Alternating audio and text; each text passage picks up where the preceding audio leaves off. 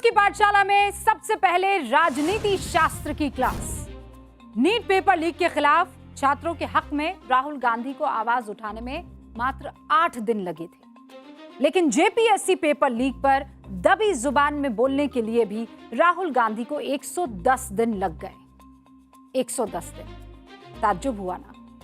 कहां 8 दिन और कहां 110 दिन।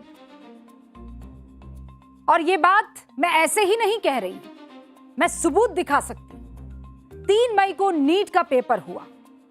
राहुल गांधी ने 8 दिन बाद यानी 11 मई को इस पर पहला रिएक्शन दे दिया। राहुल गांधी ने लिखा कि परीक्षा नहीं, नीट अब नीलामी है। जबकि नीट पेपर से 22 दिन पहले यानी 19 अप्रैल को जेपीएससी का पेपर हुआ और राहुल गांधी ने 110 दिन बाद कल यानी 6 अगस्त पर पहला रिएक्शन दिया।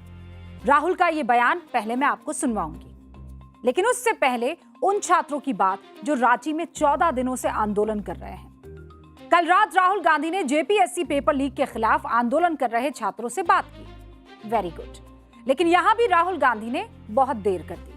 राहुल गांधी ने इन छात्रों की याद 13 दिन बीतने के बाद की, जबकि ये छात्र पहले दिन से राहुल गांधी को अपने बीच बुला रहे थे, क्योंकि नीट पेपर लीक केस में राहुल गांधी जितने एक्टिव थे उसे देखकर इन छात्रों को ये उम्मीद जग गई थी कि जरूर वो छात्रों को लेकर बहुत संजीदा है, वो छात्रों की गूंज कर रहे हैं और इससे बड़ा दबाव सरकार पर बनेगा और एक छात्रों की गूंज झारखंड में भी हो जाएगी। लेकिन राहुल ने छात्रों को 13 दिन का इंतजार करवाकर उनकी ये उम्मीद कैसे तोड़ी, आप समझिए। कल रात को राहुल गांधी ने जेपीएससी आंदोलन के छात्र नेता हैं रविंद्र पासवान, उनसे फोन पर बात की और छात्रों की मांगों का एक ब्यौरा मांगा, डिटेल अपने व्हाट्सएप पर मांगा। लेकिन राहुल गांधी ने किसी तरह का कोई आश्वासन नहीं दिया। पहले रविंद्र पासवान की बात सुनिए, फिर राहुल गांधी की छात्रों पर यह जो स्ट्रैटेजी थी वो आपको समझाऊंगी। राहुल गांधी ने कल यानी 6 अगस्त को अपने एक्स अकाउंट पर पोस्ट किया, जिसमें उन्होंने लिखा कि देश का जेनजी उनसे कुछ भी पूछ सकता है, वो हर सवाल का जवाब देंगे। इसी के बाद राहुल गांधी पर सवालों की बौछार शुरू भी हो गई और राहुल गांधी ईमानदारी से हर सवाल का जवाब दे भी रहे हैं। इसी कड़ी में राहुल के पास एक मैसेज आया कि झारखंड के छात्र अपने हक के लिए प्रोटेस्ट कर रहे हैं, प्लीज उन्हें सपोर्ट कीजिए। राहुल गांधी ने इस अपील का जवाब तो दिया, लेकिन उनकी भाषा, उनकी बॉडी लैंग्वेज, उनके तेवर वैसे नहीं लग रहे थे जैसे कि नीट पेपर लीक के वक्त सड़क से लेकर संसद तक वो जब पहुंचे थे तब हुआ करते थे।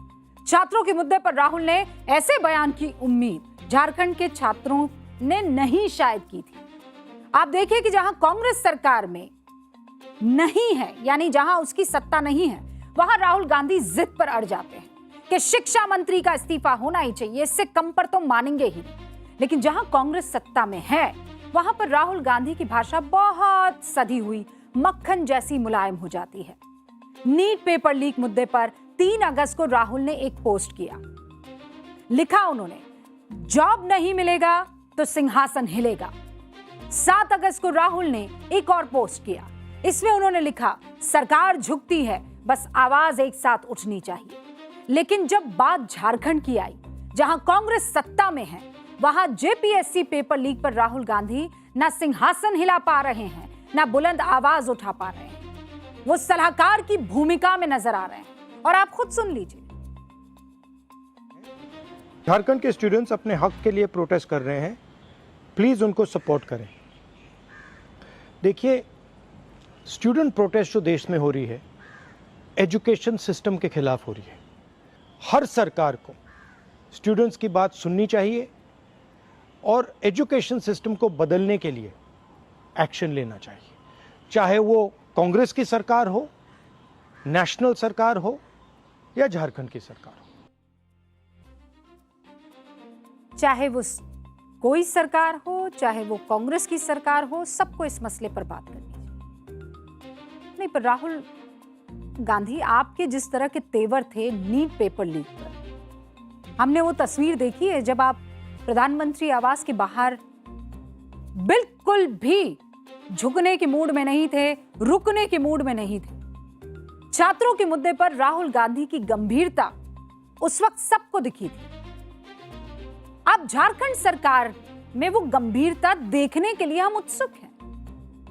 सीएम हेमंत सोरेन से लेकर उनके मंत्री, सांसद सभी दावा कर रहे हैं कि छात्रों की मांगों को लेकर सरकार बहुत गंभीर है। आज सीएम हेमंत सोरेन ने भी कहा कि वो बातचीत के लिए तैयार है। फिर सवाल है कि अगर सरकार तैयार है तो फिर इतनी देर क्यों लग रही है? जो माध्यम है वो माध्यम हमने बता रखा है और बात करने के लिए भी हम लोग तैयार हैं। जो छात्रों की इच्छा है उस इच्छा को हम जयपाल सिंह स्टेडियम से बाहर तक ले जाने की कोशिश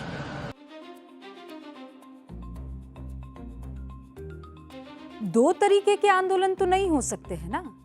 एक तरफ तो सिंहासन खाली करो कि जनता आती है और दूसरी तरफ जनता समझे हम चीजों को बदलने का प्रयास कर रहे हैं।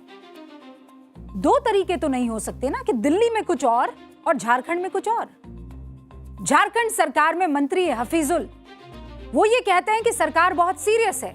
हाँ, हम ये उम्मीद करते हैं, लेकिन लगता है कि झारखंड सरकार सिर्फ जुबानी गंभीरता दिखा रही है।